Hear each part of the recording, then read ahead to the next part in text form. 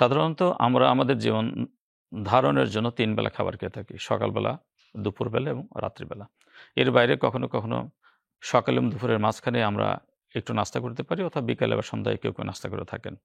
তবে মূলত সকালে খাবার হলো সকাল, দুপুর এবং রাত। এই খাবারের মধ্যে আমরা আমাদের মেইন মিল তৈরি হচ্ছে দুপুরবেলা। অনেকেই যারা ডায়েট করে থাকেন বা এখন অতিরিক্ত মাত্রায় জেন জির যে ছেলেপেলেরা আছে ইয়ং অ্যাডাল্ট এদের খাবারের প্রতি সচেতনতা আসলে আমাদের সময়ের চেয়ে বা আমাদের পূর্ববর্তী পুরুষদের তুলনায় অনেক বেশি। সেজন্য তারা আসলে পরিমিত খাবার গ্রহণের নামে আসলে ব্যালেন্স ডায়েটের বাইরে যেয়ে তারা হচ্ছে কনসাইজড একটা ফুড ফর্মুলা গ্রহণ করে। অনেকেই সকালবেলায় খাবার খায় না। আপনি একটা জিনিস খেয়াল করবেন যে ব্যক্তিটা সকালবেলা ঘুম থেকে উঠলো, হাঁটাহাঁটি করলো, প্রয়োজন পরিমাণ পানি খেলো, সকালে নাস্তা করলো।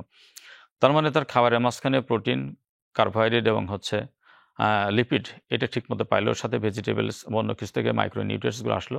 তাহলে কিন্তু তার কাজের গতিটা যেরকম হবে, কর্মস্পৃহা যেমন থাকবে, তার প্রোডাক্টিভ জবটা যেরকম হবে, সেই রকমভাবে কিন্তু যিনি সকালবেলা ঘুম থেকে উঠে না খেয়ে অফিসে গিয়েছে অথবা স্কুলে বা কলেজে গিয়েছে, তার কিন্তু সম্ভব না। আমাদের আসলে ব্রেনের জন্য সকাল, দুপুর এবং রাত ৩ টা বেলা খাবারের জন্যই আমাদের আসলে হচ্ছে সবচেয়ে গুরুত্বপূর্ণ খাবারই হচ্ছে আপনার হলো সকালবেলার খাবার। কারণ সকালবেলার খাবার হচ্ছে মেমোরি শার্প করে। এটা আমরা অনেকেই জানি না। যারা সকালবেলা খাবারটা এড়িয়ে চলে দুপুরের খাবার খান, তাহলে তারা কিন্তু রাতের পরে আর খাবার খান না, সেই পরবর্তী দিন দুপুরে। এই দীর্ঘ সময় যদি কেউ ফাস্টিং কন্ডিশন থেকে থাকে, না খেয়ে থাকে, তাহলে গ্লুকোনিওজেনেসিস পদ্ধতিতে আসলে কিডনি তার শরীরের মধ্যে থেকে যে প্রোটিন আছে, ফ্যাট আছে, সেগুলো থেকে আসলে আল্টিমেটলি গ্লুকোজ উৎপাদন করে। এই পদ্ধতির নাম গ্লুকোনিওজেনেসিস।